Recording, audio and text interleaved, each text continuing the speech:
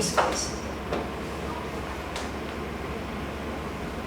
Sorry, the nerves are getting me last minute. I'll be fine. All right. Good evening, everyone. My name is Emily Casey, and I will be presenting on social expectations and how leaders struggle through stereotypes. This is my thesis topic, and I'm really excited to finally be able to present it to you guys. So this evening, we'll be taking a look at the struggles of leaders, from female leaders to leaders with disabilities to everything in between. And we'll also dive into the social expectations that come with being a successful leader. You'll see me do air quotes a lot for successful.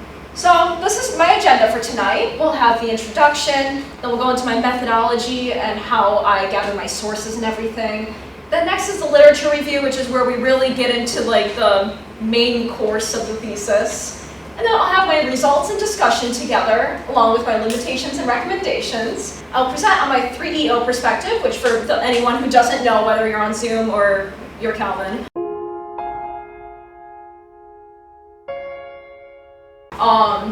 3EO is 3 eyes open, which you'll understand a bit more once I get into it. And then my references are tacked on to the end. All right, so to begin with, I'll be discussing 3 main topics: women in leadership, disabilities in leadership, and intersectionality. Each of these topics will cover crucial information and extensive research that represents the treatment of non-stereotypical leaders in both history and present day, along with what this could mean for the future of leadership. So for the methodology, I have compiled 26 peer-reviewed articles from databases such as JSTOR, Google Scholar, and Damien University's library. My main objective with my thesis is to uncover the stereotypes in past and present leadership, and through this discuss the future of leadership. How can we work towards solving the leadership discrimination issue? So just for a bit of a literature review overview, we're going to begin with women in leadership, digging deep into the expectations of women in society, along with leadership itself. Not only that, my thesis addresses any discrimination many female leaders face. Besides that, judgment can unfortunately be targeted toward leaders who are not normal or able, according to society. Very strong emphasis on the quotations, once again. And despite societal pushback, history proves just how formidable and inspiring leaders with disabilities can be. My thesis will cover this as well. Lastly, intersectionality combines both topics: women and those with disabilities in leadership positions or with a desire to lead. When 2 or more uncontrollable traits of yours are seemingly against you, that can add even more challenges than anyone could ever imagine. And that does include more than just women and disabilities, for sure. All right, so on to the first topic, women in leadership. The expectations of women in leadership have been set ever since entering the workforce in the 19th century. Prior to that, they raised families and maintained the home. The shift in the responsibilities over time garnered negative reactions. So when do these stereotypes begin in the human mind? When do we begin to start making assumptions? These stereotypes are typically planted in one's brain during their childhood. Children are taught early on that boys are the strong ones, both physically and emotionally, while girls are more sensitive. Apparently, boys are the heroes while girls are the damsels in distress. In addition, many child-age boys and girls believe that men are more fit to lead and are meant to be the world's leaders. While society has a role in influencing children's opinions, their upbringing can also facilitate their specific thoughts on boys versus girls. Social media also has had an impact on what children and teens believe and perceive. We will touch on the topic of social media shortly as well. And the effect on the female population to this day: there's a lack of confidence in workers or leaders who are women. Many are afraid of what others would say if they tapped into their full potential. Their work performance is then hindered when they do not believe that they truly have something special to share with the world. Women are often absent from top corporate positions due to implicit assumptions being made about what characteristics a leader should have. It is also notable to add that CEOs are portrayed as, and are typically men, since top leadership positions are seen as a man's job. Right, so men versus women in terms of gender roles, as previously discussed. So the breadwinning is pinned on the men, and the caregiving is pinned on the women. Men take care not to display their emotions in fear of being seen as weak. Society can unfortunately be very cruel in this aspect. Women are seen as the weak ones, being seen as physically weak compared to men and more emotional. Stereotypically male traits are seen as more positive and useful than those associated with women. Moving on to the definition of strength. Over time, the definition of strength shifted to be not only physical, but mental and emotional as well. Women have proven to be strong in many more ways than just physical. Emotional strength is also required to succeed and overcome any challenges life may present. Any misconceptions on their strength typically come from women making attempts to prove their unique abilities to others. As for male-dominated work environments, as mentioned previously, the work ethic and performance of women can be negatively impacted by any external factors discouraging their potential. They are expected to let the men lead and are sometimes repressed and not encouraged to speak up if they feel something is wrong in the work environment. Now we come back to social media. There is an ideal image of the perfect appearance in everyone's mind, whether that be physical, mental, or even emotional.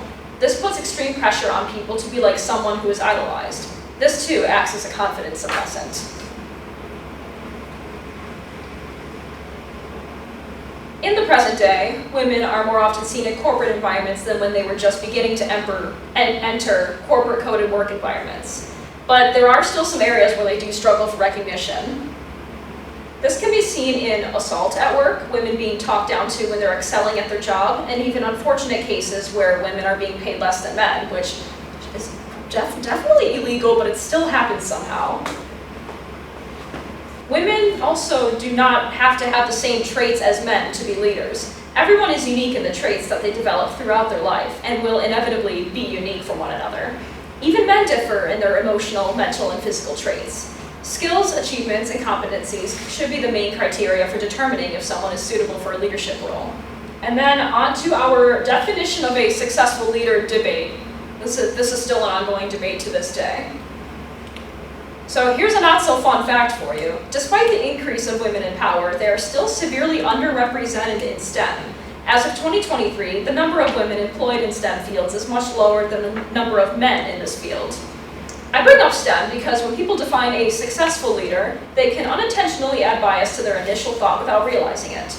This idea can be applied to the STEM field as well as other situations where women face discrimination based on social stereotypes. I'm able to branch off into leadership styles with this topic as well. Authoritative leadership is commonly associated with men. Men in healthcare, a STEM field, tend to be presented as strong, powerful, structural, and logical. Inclusive leadership is another style used in comparison to authoritative leaders. This style of leadership is defined as promoting encouragement within a team, no matter their background or traits. Individuals aiming for leadership are listened to and given a chance regarding whatever they have to say. Being this open and honest is associated with women, which can unfortunately be seen as a weakness by those who can be critics on the topic. Additional effort is required from corporations and society to show that women in leadership should not be feared, but welcomed and trusted. All right, moving on to my second theme, disabilities in leadership. So, outcasts. The mere appearance of a leader can determine outsiders' opinions of how they must be as a leader. To make matters worse, those who are disabled and have leadership characteristics were not and still are not often taken seriously. I'd like to bring up Judy Heumann as an example.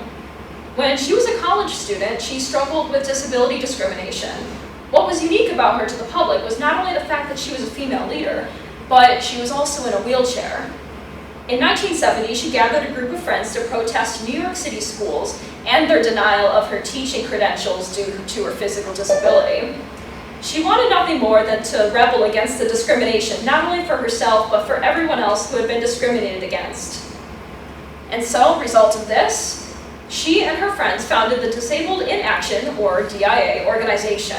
The group became so widespread that it opened brand new chapters across the country as time went on. The organization is still active to this day. So what are the results of activism? Does anything good come out of it? As mentioned before, groups of individuals with disabilities who try and fight against the corrupted system of discrimination often face backlash and are not taken seriously.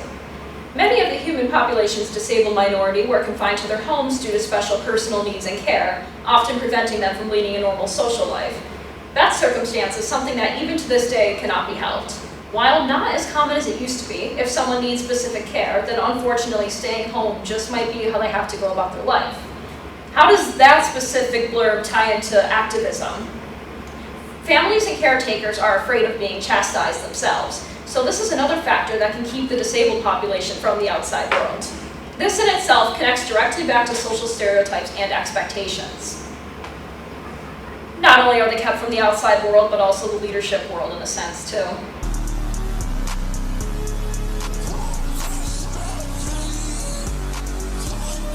However, protests offer hope for participants. Protests are facilitated by the very groups that feel undermined and misunderstood. These protests especially offer a glimmer of hope for job equality when the current social situation and stereotypes in the United States has not. It has taken a considerable amount of time, spanning decades, but a good bit of these protests have been successful and have fostered changes within the working world. So this one's my favorite part to talk about. I bring US presidents into it, and these are really incredible US presidents, let me tell you. So why I really admire them is mainly because of their perseverance throughout their presidencies due to their disabilities. They all suffered from disabilities with which they put in incredible amounts of effort to hide from the public. So let's start with Chester Arthur. He suffered from Bright's disease, which is what is known today as kidney disease. He had begun presenting symptoms of declining health early in his presidency, beginning with extreme fatigue. At some point in his battle with the disease, he was really only working in the White House from 10 a.m. until 4 p.m. 6-hour workdays, not very long. Over time, his fatigue worsened and was accompanied by additional side effects of kidney disease. When full-on renal failure occurred, it became impossible for him to hide it any longer, especially since he eventually suffered a major stroke that left him in a fatal coma. While there was not a large amount of detail on the situation, he truly tried to keep his health concealed from the public, as mentioned. It was not clear within the research done if Arthur wanted to hide his illness for his own ego or to prevent public panic. Now moving on to Woodrow Wilson. He had a neurological condition that caused many strokes to manifest during his life, both before and during his presidency. With each stroke came a new and With each stroke came a new challenge, and it became harder. I'm so sorry. Anyway, so his symptoms that came with each stroke include right hand weakness, blindness in one eye, paralysis of his left arm, and then a more major one that nearly took the rest of his vision and paralyzed one whole side of his body. He too did his best to keep up his presidential work despite these challenges, and despite the fact that by the end of his term he was unable to do anything at all. It wasn't until a few years after his term ended that he had another stroke that directly caused his death. And lastly, we have FDR, a deeply revered historical figure. Franklin Delano Roosevelt was diagnosed with polio long before his presidency, so he spent all of his presidential terms not only covering it up, but also persevering through his duties despite his disability. Being paralyzed from the waist down made it quite the feat to hide his disability from the public. Besides the difficulty of that, FDR still had to deal with everyday challenges such as getting out of bed and using the bathroom. Despite these challenges, FDR pushed through his entire presidency with courage, ambition, optimism, and elegance. His perseverance continued up until a massive stroke during his fourth term that unfortunately ended his life. So I just want to go into an analysis of the covering up of disabilities. Cover-ups are famous throughout history when a leader falls ill or becomes disabled. While social media is still a new tool we humans use every single day, and even though we now have easy access to news sources, the press getting involved just decades ago is nothing new. Through all of these examples, what may have been the exact reasons to keep presidential health concealed? Was it solely for the safety and security of the people, or to protect egos? There was also a possibility that the United States did not want to expose any of their weaknesses in case of war or conflict from other countries. Additionally, if the public had been fully aware about the president's health issues and knew for an absolute fact they were trying to cover them up, how would the country's population feel about having a disabled commander-in-chief? Based on the history of cover-ups in office, there's a solid chance that being completely transparent would cause extreme uproar and backlash. Whether or not it's due to the expectation that a leader should be fully able to make accurate judgment calls and be able to move around. In the case of the United States, the goal of cover-ups was to ensure the safety and security of the country, or at least that was the main goal. This is understandable when it comes to a commander-in-chief, as any risk with the country can lead everyone to peril. But what about when it comes to giving a potential candidate a shot at leadership? Whether it is for the position as the United States President or someone wanting to move up in a corporation, they should be given a fair and honest chance just like anyone else attempting to fill such a position. Just because someone who appears able-bodied is apparently fit to run does not mean that they will be the best option. The same thing occurs vice versa. Just because someone may be in a wheelchair, for example, does not mean their judgment is clouded. And one last thing to discuss on the topic of disabilities, the actor controversy. So this is an additional public issue I just wanted to bring up. It has to do with when characters in TV shows or movies have a disability. Oftentimes, the actual actors do not have the displayed disability and are merely acting as if they do. One of these examples is Freddie Highmore as Sean Murphy in the show The Good Doctor. I am a surgeon! I am a surgeon! I am a surgeon! Dr. Sean Murphy is an aspiring surgeon with autism spectrum disorder and savant syndrome. Freddie Highmore, however, does not have any documented disabilities, at least not documented to the public. While the show does capture the challenges of being on the spectrum, there has also been a lot of criticism surrounding stereotyping of autism spectrum disorder. The main argument is that the show captures one specific individual with this disorder. Naturally, this does not portray the experiences of every single person on the spectrum, as everybody is unique in this regard. On the flip side of things, R.J. Mitt is an actor with cerebral palsy that plays a character with cerebral palsy. Sorry, cerebral is like a really hard word to say. Walter Jr. in Breaking Bad. Open the door. Open the door. Open the door. While the series does not focus specifically on the disability or any of the major challenges that come with it, this provokes little to no criticism, as the character and the actor are both treated like normal people with a normal role in their lives. Individuals with disabilities are just like us. After all, it would be quite boring if we all were the same, so they should be able to live out their lives the way they want. So, what is the effect of this on individuals with disabilities? Disabilities being overused in entertainment unintentionally places too much spotlight on those with disabilities who are just trying to go through life like everyone else. Some of these people are just trying to live lives in or related to leadership. You never know, some people may want to live regular lives, some may want to do big things. In the end, the attention should be placed on the individual/leader themselves rather than their condition.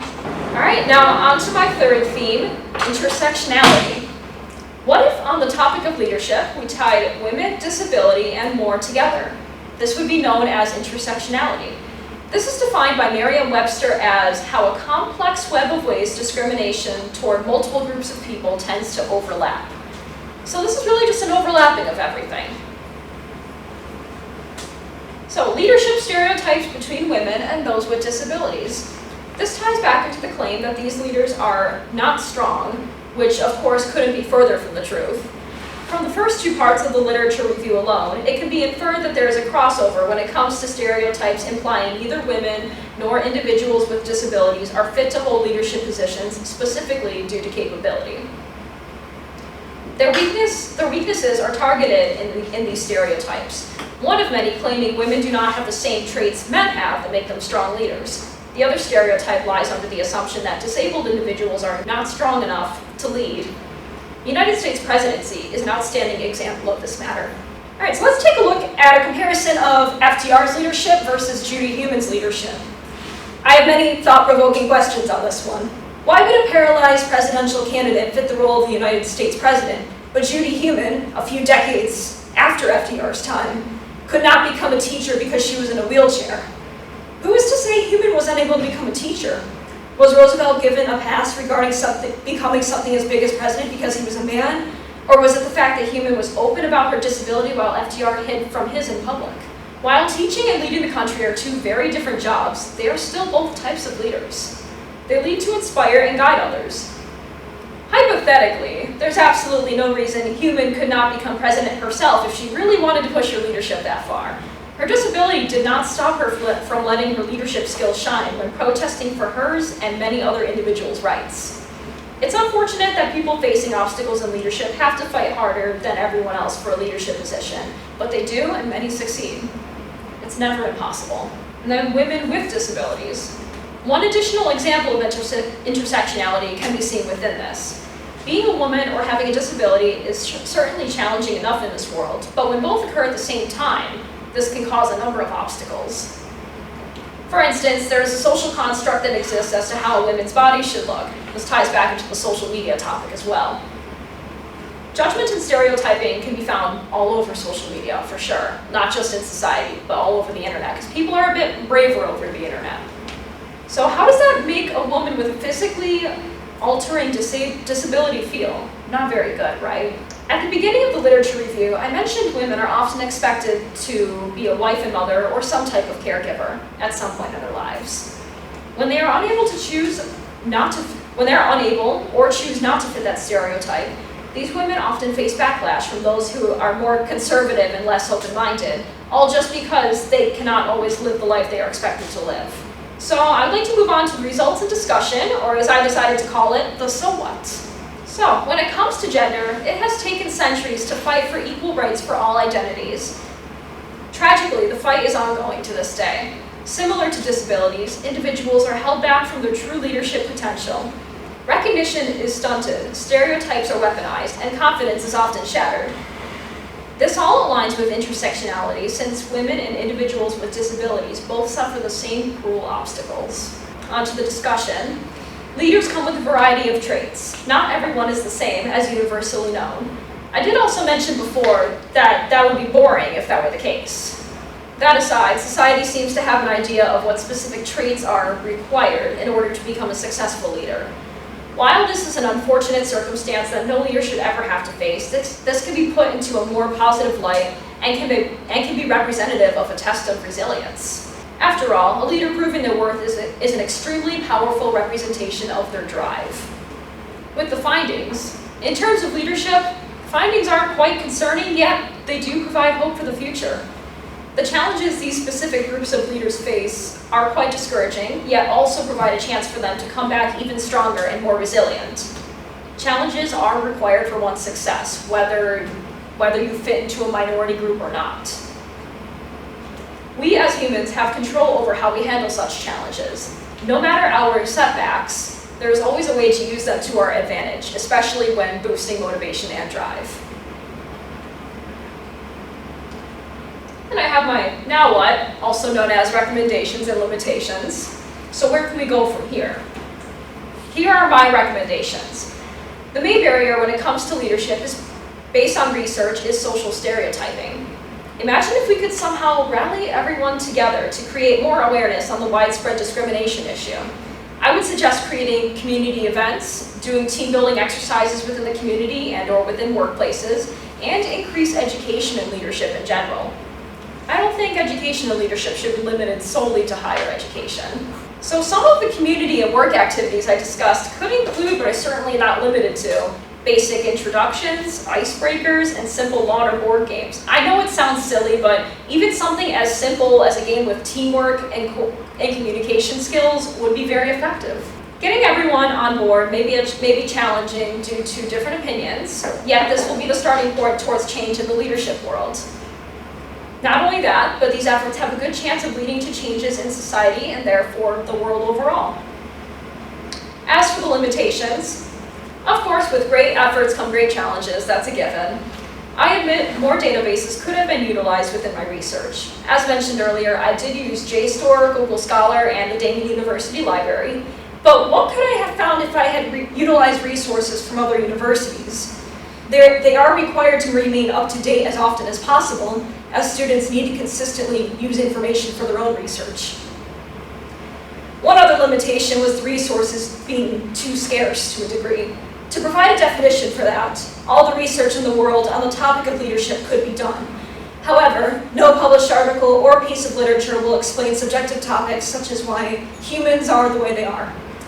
Not every unique experience or mindset can be captured in its entirety. Additionally, people being unique in their opinions and thought processes can hinder this type of research. or at least make it a bit more broad. So as a student in the Leadership and Innovation Graduate Program, I have learned a valuable amount from individuals, groups, and the different systems and organizations I've been a part of. I have learned a lot about leadership styles and how they apply to each job I have had ever since beginning this program. I've put my best effort into practicing transformational leadership. I've noticed I have a tendency to stay away from authoritarian leadership styles. I personally believe that everyone should have many moments to just be heard out. Why suppress those who might end up having the best ideas ever? I wholeheartedly believe in transparent communication. This fosters trust within an organization and ensures everybody is on the same page. I aim to practice this type of communication so that I can be an approachable and trustworthy leader. Through writing my graduate thesis and continuing to learn about leadership, I have found myself more determined and confident as a leader. There have been times where I've doubted myself, wondering if being a leader was truly for me. My doubts have been proven wrong in such a short amount of time due to this program. I now welcome challenges with open arms and constantly keep an eye out for opportunities. I've been carrying all of this information with me throughout my time as a leader of change, and I'm going to continue to apply these teachings to my everyday life and in my career. I sincerely look forward to seeing how much further all of this knowledge can take me in my life endeavors. This is only the beginning. Now I'm going to leave you with one bit of advice. Stay ambitious. Anything is possible. These are my references. And I just wanted to say thank you so much to everyone who joined in person or over Zoom. I have been excited to present this, and I hope you all enjoyed it. Thank you so much. Great job, Emily. That was fantastic. Your paper was really well done. I think we're all good then. All right, thank you guys so much. Well done.